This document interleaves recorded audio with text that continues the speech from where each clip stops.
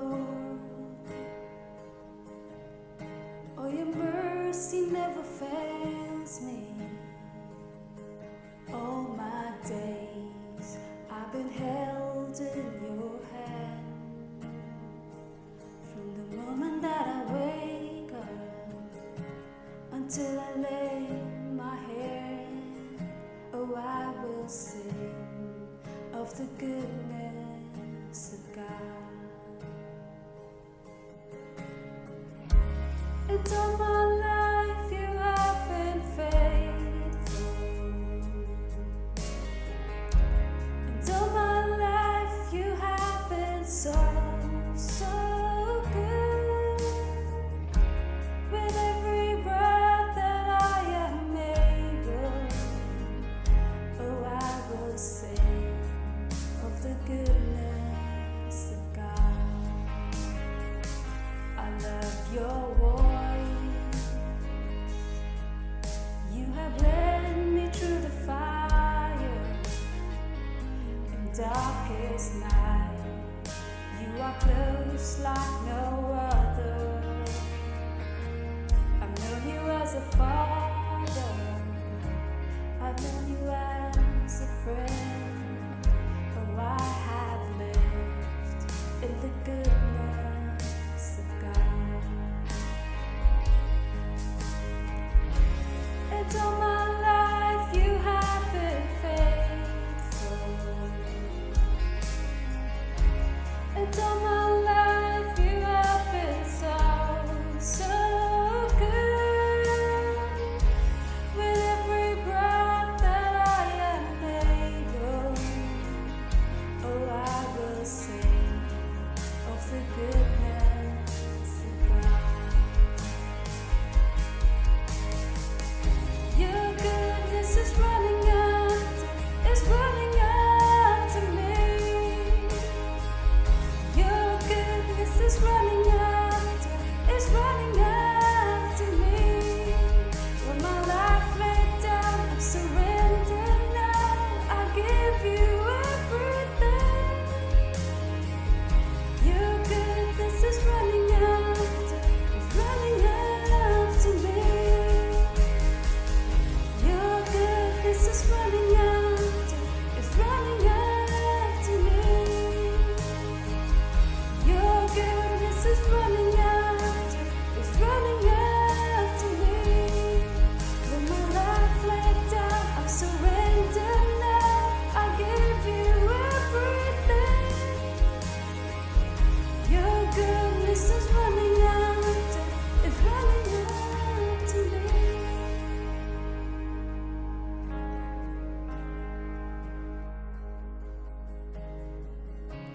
And all my life you have been faithful. And all my life you have been so, so good. With every breath that I am able, oh, I will sing of the goodness of God. Oh, I'm gonna say,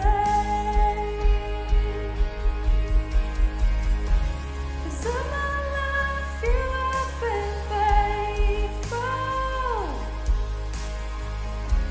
And all my life you have been so, so good.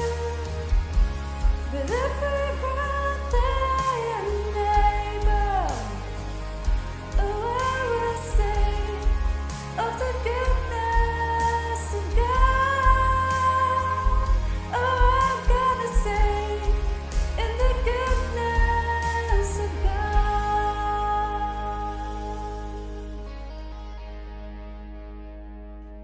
Let's turn our Bible to Gospel of Luke chapter 9, verse 23 to 27. These are the words Jesus spoke. Then Jesus said to them all, "Whoever wants to be my disciple must deny themselves and take up their cross daily and follow me. Whoever wants to save their life will lose it, but whoever loses their life for me will save it. What good is it for someone to gain the whole world and yet lose or forfeit their own very self. Whoever is ashamed of me and my words, the Son of Man will be ashamed of them when he comes in his glory and in the glory of the Father and of the holy angels. Truly I'll tell you, someone who is standing here will not taste the death before they see the kingdom of God. This very plainly tells us that we need to come to Christ. In order to come to Christ, we have to deny ourselves and embrace the cross. Amen. So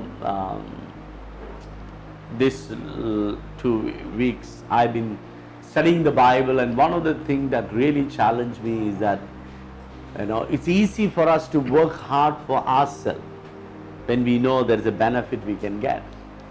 But one thing that God challenged me, and God wants to challenge all of us, is that we have to learn to work hard for others, even when we can't see a reward.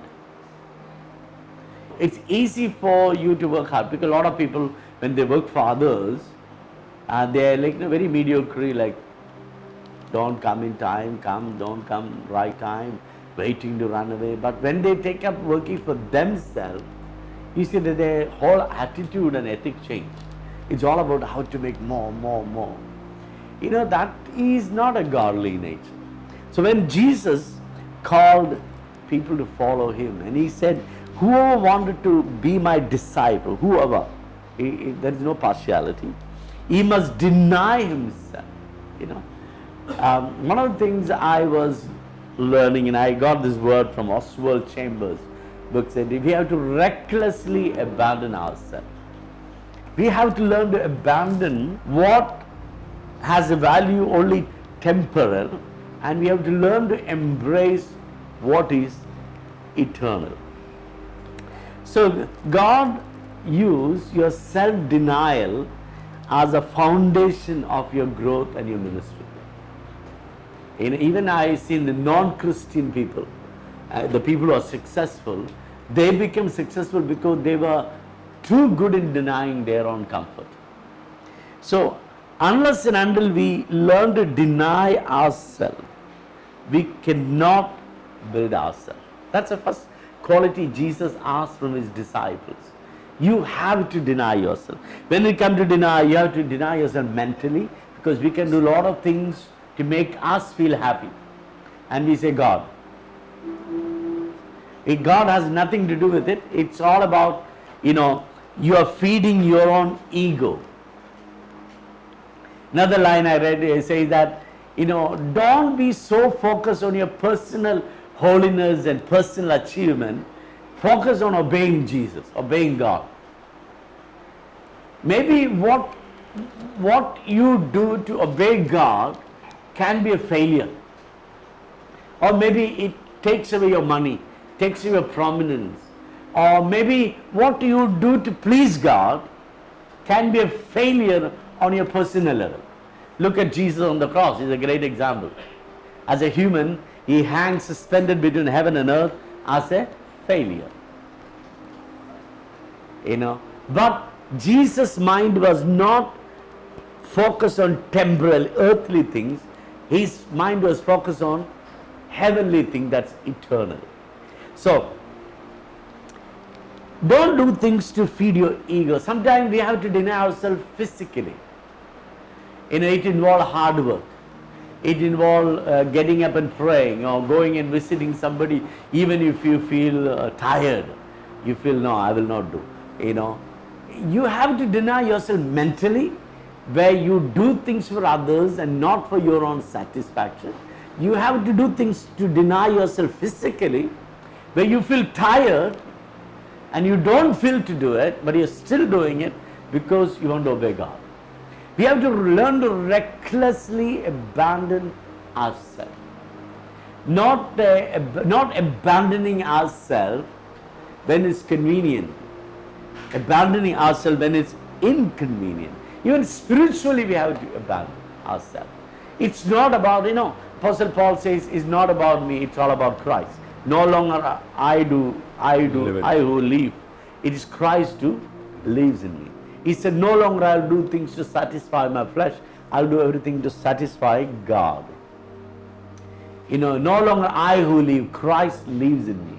Rest of my life, I live in the Son of God who loved me and died for me. I'm trying to challenge myself these days is that I want to recklessly abandon myself, not doing things that I love to do. I want to do things that God wants me to do.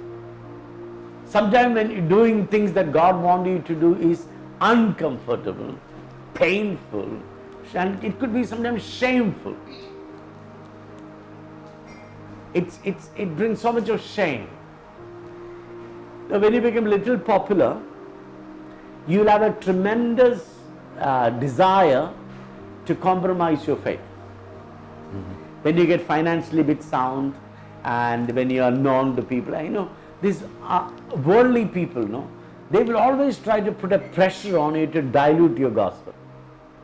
Because there are a lot of one world religion, and all the Christians are same. There is all the denominations are man-made, and we have to be united. How can we unite with people who worship idols?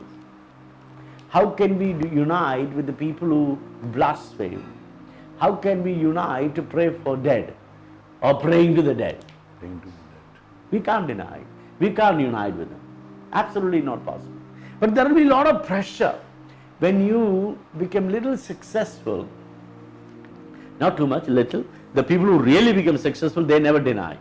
They always hold on to their conviction. Like last week I was sharing, your conviction builds you, and your character will hold it together. So you have to learn to recklessly abandon. There will be a lot of pressure on you to compromise with the people. Or if I share the gospel, they may get angry. If they know I'm a pastor, they may not give me respect. So I better pretend as I'm not a pastor. Or if they know I'm a born again believer, and they will laugh at me, they will ridicule me, they may avoid, they may think I'm a jerk, foolish, I'm brainwashed. I've seen some people comes on the channel, many channels, they speak great knowledge, great wisdom. And when you get closer to them, and you see that they're totally bankrupt, spiritually bankrupt. They have no idea about their personal life. Some people are very good in their public life, big name, big popularity, good wise saying, but personal life, they're an absolute failure, spiritually bankrupt. So, these are mortal things which may give you some satisfaction, but that's not our focus. Our focus is to be a disciple of Jesus. Our focus is to deny ourselves. How well you can deny yourself determine how big you're going to be. No matter whichever line you choose. Unless and until you learn to deny yourself mentally, physically and spiritually, you will never make it to the top. Hard work is a part of denial. And taking pressure from others, people treat you bad, people say all kinds of bad things, and you help people and they are so ungrateful. They don't acknowledge. That's a denial. Still doing the same. You heard she spoke bad about you. Then later she is in need. And you say, why should I help her? But in order to go out of the way and help, that's a denial, self-denial. Sometimes, we are full of logic and reasoning in our mind to say why I should not help him, why I should not listen to him. But in order to really serve God, you have to deny yourself. So you have to deny mentally. And you have to deny your own spiritual goals. Being holy is very good. Being good is very good. When you're good, you feel good about yourself. If 10 people say you're good, very good, you feel good about yourself. But being good can be an enemy of being a godly or being excellent. More than having a desire to be good, we have to have a desire to be godly. Sometimes being godly involved in making some cruel decisions which will hurt other people. I remember when I became a believer, I was very close to one of my sisters. and they all treat me so bad, and she was so bad, and I felt so hurt, and I cried, and I said to her that, how can you behave like this? Because sometimes, when people don't listen to you, people do things against what you wanted. How many of you feel like that your mind gets flooded with all the good things you've done for them? And you wonder why they are not remembering that. It's like a young girl who fall in love with an unknown boy and deny the parents and run after, not even thinking that he is a jerk or he is a foolish or uneducated or he has no money or you don't even know who he is. Parents feel so hurt, isn't it? How can you just trust somebody whom you met last week because he smiled in certain way or he spoke to you in certain style, and you just fall over heels and you say, this is the man I want to live my life with. Love is blind. Marriage is an eye opener, that's what people say. But you don't have to wait for the marriage. Before itself you can get your eyes open. All these 25 or 26 or 30 years or 20 years, I sacrifice myself and give everything and just want to go after somebody whom he has not met all his life. So, in order to still love a person like that, you need self-denial. You need to mentally deny yourself. You have to abandon. One lady called Elizabeth Elliot, she said, I have one desire now, to live a life of reckless abandon for God, putting all my energy and strength into it. So we as Christians, we are called to have a life of reckless abandon. We have to recklessly abandon ourselves again and again and again and again and again. Sometimes Julia say, you're a foolish fellow. For you, everybody is nice. You say everybody is good. Nobody is bad for you. But that's the way I see them. I don't know. And sometimes you help people, others say, why you help? Don't you remember all that they done to you? Don't you remember what he spoke against, what she said? Don't you remember that they never came to your house? Why you want to go? Don't you remember that when you're in need of money, nobody helped? Why you want to help? In order to overcome such kind of logic and reasoning, we have to recklessly abandon ourselves. You're abandoning yourself, denying yourself, the biblical phrase. It should become our lifestyle. Apostle Paul says, I've been dead to the world and risen from Christ. Apostle Paul, I'm died with Christ. It's no longer I who live. The church is full of people who are pretending as dead, not dead at all. How do you know? You just try to kick them. They'll get up and they'll punch your nose. I don't know whether you felt like that. Sometimes when you deal with certain people, you go in, you feel like it's a den of thieves, den of snakes with a venomous snake with a lot of venom behind. They smile in the front, back they have something else. Ezekiel said, Son of man, don't be scared of them. They are like scorpions. In the front one thing, the back on the tail they have venom. They can strike you anytime. Every human being is capable of hurting others, including myself. Every human being is capable of betraying each other, including myself.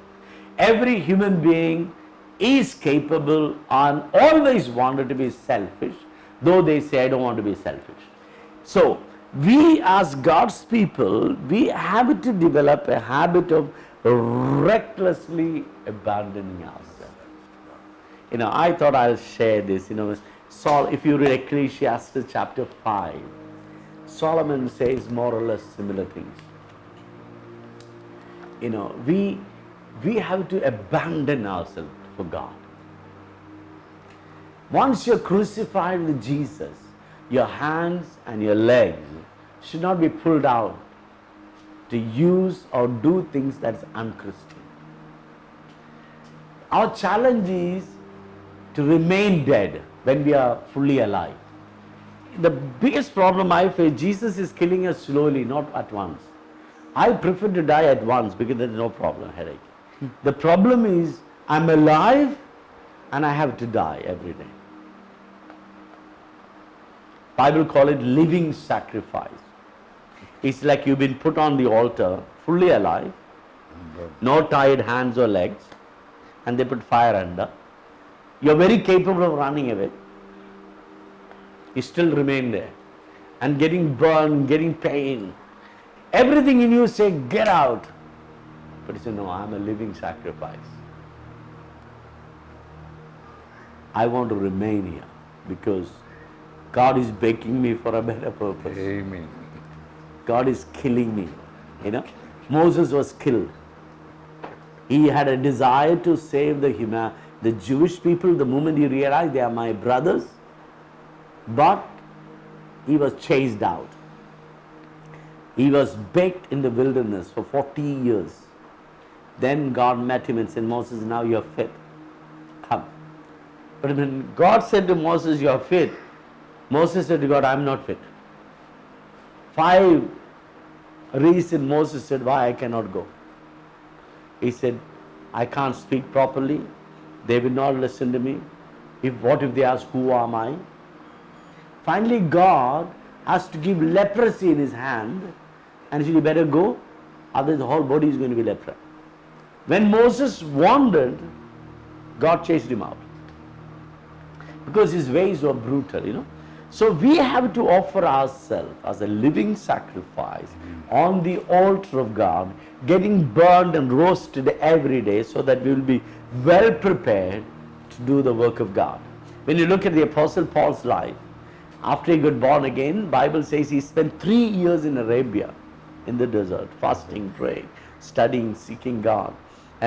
Because everybody looked at him as a murderer. He murdered Christians. And I don't know whatever reason. He came back and his statement is, no longer I who live, Christ. I'm dead. I don't want to please my flesh. I want to please God. The life that I live is in the faith of Son of God who loved me and died for me. He says to Corinthians, when I come to you, I don't want to come with your persuasive words or wisdom of this world. I want to come to you with my frailty, my weakness. I want to declare only one thing, Christ and Him crucified. See, the life of first century Christians were not glamorous. It was horrible. It was torturous. Sometimes the glamorous life brings more disaster than a torturous life. So we have to recklessly abandon ourselves. I just felt to share this. We have to find ways to deny ourselves mentally, physically, spiritually. Don't pursue your own goals. Pursue the call that God has for you. Don't get too affected with what people say. Don't mentally get blocked. Don't be too selfish. He said, whatever you give, you gain. Whatever you keep, you lose. The verse we read says, what is profit for a man if he gain the whole world and loses his soul? All around us, there are a lot of losers who started well, done well for a time, then they get railed, drifted away. There's greed for money, greed for popularity, greed for people's acknowledgement is one of the biggest enemy we have to tame or we have to lock. We all, including me, we all suffer with it. We have to constantly deny ourselves recklessly. We have to prioritize obedience to God more than our own goals and visions. We have to recklessly deny ourselves mentally. We have to recklessly deny ourselves physically. That involves hard work. Really working with all your heart. Whether you work for somebody or whether you work for yourself. Whether you are in need of money or whether you don't need money. You still work because that's a primary job God gave to us. When God created the man, that's a primary job God gave to us, to work. Our challenge is to deny ourselves recklessly. You know what is reckless means? At any cost. You don't care what you lose. Look at Peter, who when Romans said, we are going to crucify you. Look at Peter, he said, I don't want you to crucify me straight, crucify me upside down. I don't deserve to be crucified like my master. How many of us will be willing to say like that? Stephen, when he was preaching, they got violent, they got mad, and they got angry. They all started throwing stones. Did Stephen say, wait, I'm not talking against you.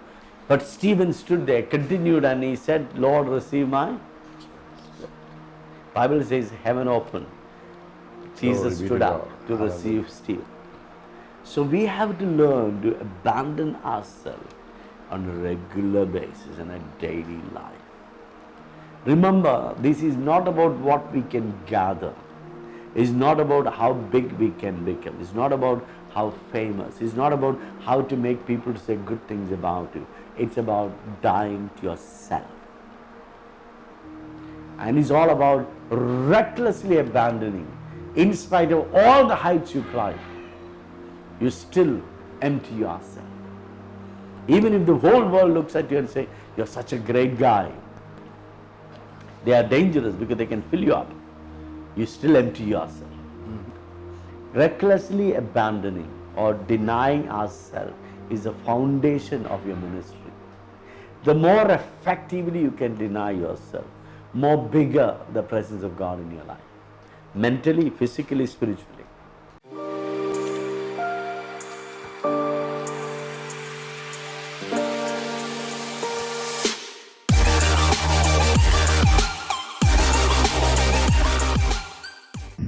Lockdown से बहुत असर पड़ा है, क्योंकि हम लोग खाने बिना मर रहे हैं। घर में बैठ बैठ के परेशान हो गए हम लोग। ये अभी हेल्प नहीं होता तो हम लोग भी भूखे रहना पड़ता घर में।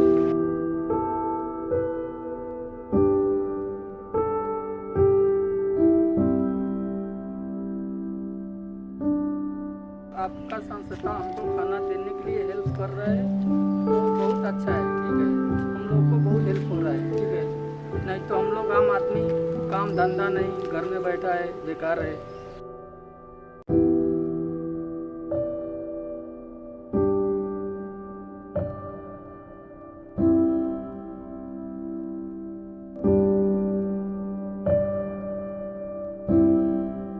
लेकिन हम लोग का बहुत हेल्प हो रहा है।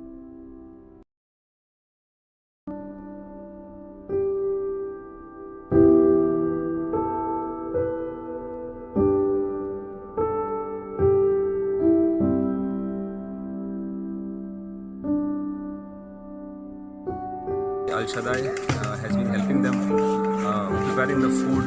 They are getting ready food here for the laborers and distributing food to nearly 400-500 laborers here. Big thank you from the heart, Al Shaddai. I thank the entire group for doing this wonderful work in the time of need, wherein they get prepared food and they visit every site where there are laborers.